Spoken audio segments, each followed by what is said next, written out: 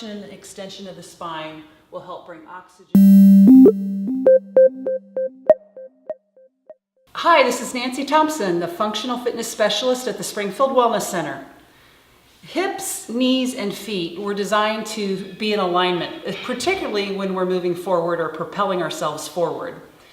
And if you're someone who is active in walking or running and have anything that's out of alignment or out of balance, chances are at some point down your kinetic chain from your hips down through your feet, there might be some irritation.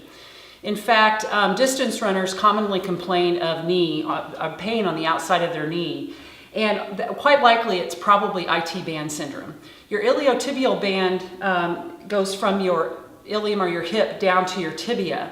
And if things are out of alignment from the hips down through the feet, particularly because you have weak hip or gluteal muscles, quite likely you'll eventually experience some irritation there, which is known as IT band syndrome or injury, particularly those distance runners or people who do a lot of forward momentum activities.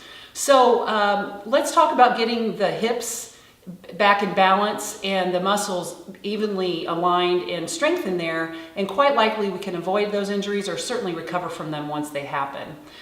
We want to start exercises certainly if you've got any discomfort going on currently, very beginner exercises, isolating the muscles in the hips and the glutes to strengthen those. So we're going to get on the mat and start with a real basic side lying position, stacking the shoulders, the hips, and the knees. And we're going to do the basic clam exercise where we're going to activate those deep hip abductor muscles and some glute muscles and lift the knee and lower the knee. Looks really simple, but it's harder than it looks if you've got weak hip abductor muscles. So this is a nice safe move to do for anyone who maybe already has some irritation going on in the knee area. So I'll do about 10 reps of those, a couple sets on all these exercises I'm going to suggest.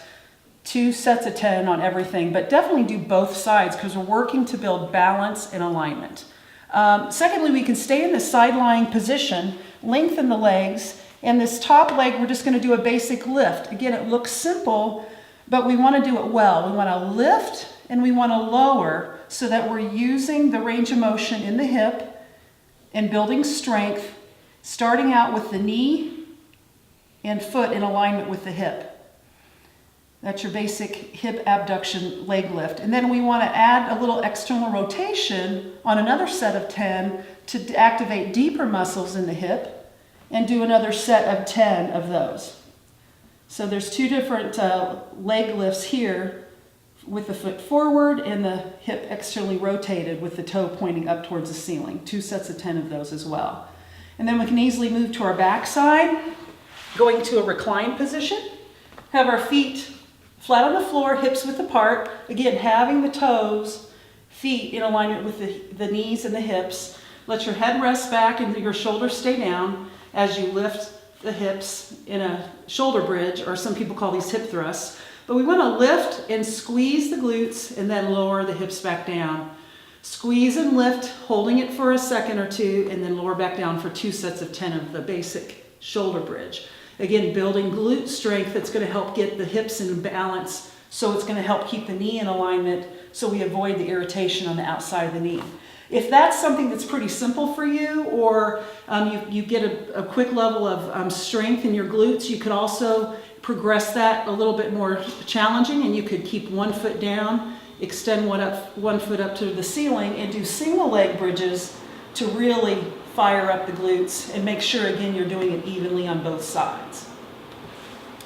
So those are 3 basic simple exercises to start with when you're looking to strengthen hip and glute muscles to help prevent those kinetic chain injuries, particularly the IT band syndrome that is so common in runners or people who do long distance training.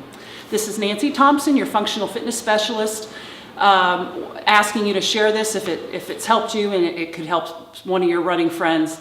You have a great day.